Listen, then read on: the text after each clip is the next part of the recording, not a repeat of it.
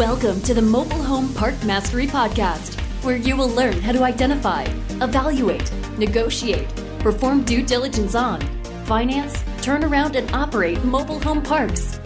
And now, here is your host, the fifth largest mobile home park owner in the United States, Frank Rolfe. We know that every mobile home park must have a manager, but should that manager be you? This is Frank Rolfe, the Mobile Home Park Mastery Podcast. We're going to talk about the truth behind self-managing mobile home parks, both good and bad. Now, Dave Reynolds, my partner, always self-managed his early parks. He'd buy a mobile home park and he'd actually move into the park while he did the renovations to it.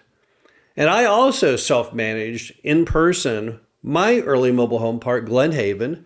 For one entire year, I sat in a little office there at the park, a little trailer, and I self-managed the turnaround, leasing of the lots, the selling of the homes, everything. And then it begs the question, was that a good or bad idea? Well, let's start off with the good attributes to self-managing. The first big one is you then have much greater control over what happens because you're physically there. So there's no question, if you want 100% control, if you want to micromanage your heart out, then being there at the park all day, every day is the way to make that happen. Because you don't delegate at all. You basically are the sole actor, the sole decision maker in everything that goes on. And that typically translates into having a faster and more effective turnaround. Also, when you self-manage, you learn a lot about the business firsthand right there in the trenches. I have to say, I probably learned more from Glen Haven than any other park I ever bought because I knew nothing about the business when I got into it. So my learning curve was faster and stronger and higher self-managing than it was later when I didn't self-manage. So if you want to learn the business, again, self-managing is probably a good way to get that going. And of course, then you have the cost aspect. If you self-manage, your management cost is basically zero because you don't pay yourself. So it's just your time. So if you're trying to cut the cost down to the absolute minimum on the management side, then self-management would get the job done. But now let's go over some of the downside items to self-managing a mobile home park. The first one is it can really be culture shock. I know that at Glen Haven, when I self-managed Glen Haven, coming out of the environment of being in an office building, wearing typically a coat and tie during the day, meeting with other business owners that also owned coats and ties back in my billboard days, to then being at Glen Haven was a little strange. Some would have said it was a little depressing. Now, I tried to break through the depressing, saying, well, wait a minute here, I'm trying to learn about a business. But you can't say that vaulting yourself from your normal life into mobile home park living is not a little bit of systemic shock. And some people are not going to like that. And I myself can truthfully say when I first started managing at Glen Haven, I didn't much like that either. It was not the kind of thing I was accustomed to. So the first downside is it can kind of get you a little depressed. The next item you need to know is it can be incredibly boring. Now you might say, why is that? How could that be incredibly boring? Well, the problem is not much goes on in a mobile home park. When I first bought Glen Haven and I was trying to get things fixed and homes ready and paint things and patching the potholes and trimming trees and getting rid of all the junk, it was pretty active for a short time in the front end. I'd have the old roll-off dumpster brought in and start picking up all the trash. Okay, that was exciting. A lot of action then. You had a lot of satisfaction from a day's work. And it was true of all the early big stuff, painting the laundry building, taking old vacant homes and repainting the exterior and the interior. But pretty soon we went from that mode into more of the mode of just a lot of time passing with not much to do. So as a result, what ended up happening at Glen Haven when I was there in the little office every day is I really segued more into adult daycare. I had certain residents in there that were very, very bored themselves and very lonely, and they would gravitate towards the office. And in so doing, it entertained them, but there really wasn't much going on productively for me.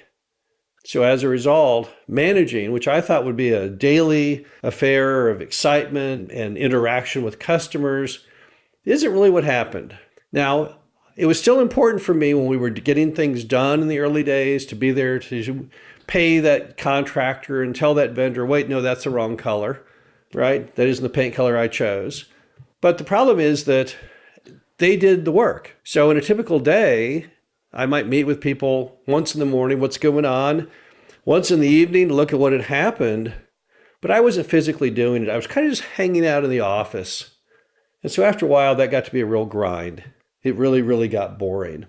Another problem you have when you're in the office all day, when you're self-managing the park, is that you start thinking about the fact you simply do have better uses for your time. Because that's true, pretty much.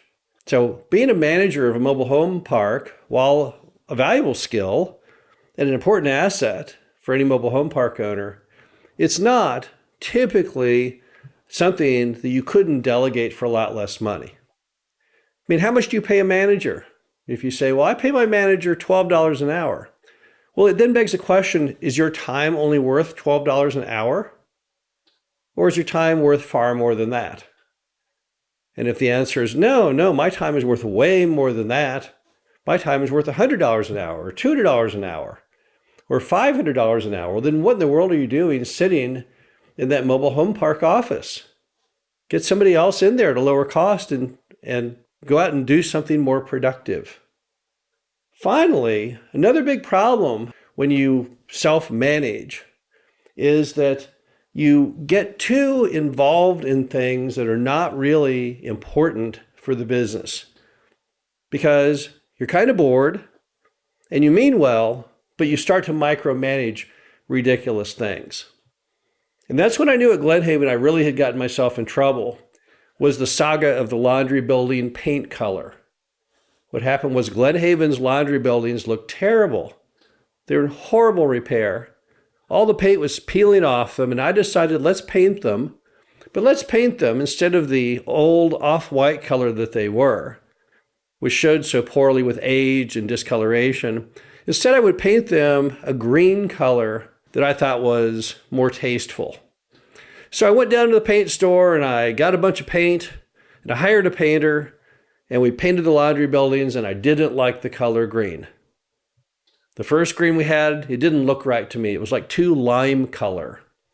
So I said, painter, I don't like that green. Let's repaint the buildings again. And they said, well, I'm going to charge you the full amount to repaint them again, right? Because it's not my fault. You chose the green. I said, yeah, I know. So I went down, I got some more paint chips. I stared at them. I ordered again. This time it came out too jeweled color. It wasn't that nice, attractive green that we all see on the National Park Service equipment that blends in so well. No, green was more obnoxious. It was more of a Kelly green, kind of tacky. So here I was again, back to the painter. Painter, we got to paint these buildings again. Well, the guy thought I was an idiot, an absolute nut, because who in the world is this focused on the shade of green of a laundry building? But I was. So after the third time of painting the buildings, I thought, okay, now I've achieved the right color. But you know what? We shouldn't have done it more than the first time. Nobody cared. Everyone thought after the first one, wow, it looks so much better. They didn't care that the green was a little off from what I had anticipated. And I started to do that on almost everything. I knew I'd really hit bottom when I actually hired an architect to try and help me redesign how to make Glenhaven more architecturally important and attractive.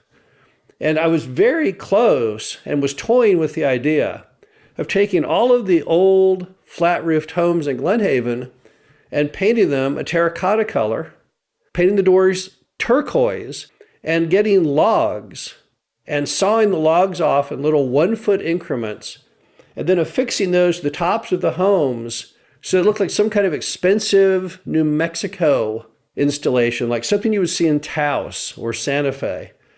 And fortunately, I then realized I had gone truly mad, that I was way gilding the lily, that I was gone overboard and had started to segue from realizing that it was a business and instead it was some kind of weird art form because I was so bored and trying to find meaning for my time. The bottom line to it is that for most mobile home parks, the best choice of someone to manage it is a manager, not yourself. Now, in certain occasions, you may decide on a very temporary basis that you should self-manage because there's so much going on in the turnaround, and the number of dollars are so large, and there's so much at stake. But for most people, the best selection is simply for you to manage your manager appropriately. But delegate all the day-to-day tasks to your manager. That doesn't mean that you have to step out of the picture entirely. You can still call that manager every day. You call them in the morning, see what's going on today, and in the afternoon, okay, what happened today? Over time, as the park gets turned around, you probably will no longer have calls that frequently, maybe just once a week. And don't forget, there's all kinds of technology today that you carry in your pocket, namely your cell phone and their cell phone. And they can communicate with you, and you can communicate with them at any time using such items as texting a photo or even FaceTime. Delegation of managing parks is not that difficult today because you still feel very much in control thanks to technology. And if you know what you're doing and you apply smart strategy, you will probably be better off managing that mobile home park from afar. This is Frank Rolfe, the Mobile Home Park Mastery Podcast. Hope you enjoyed this. Talk to you again soon.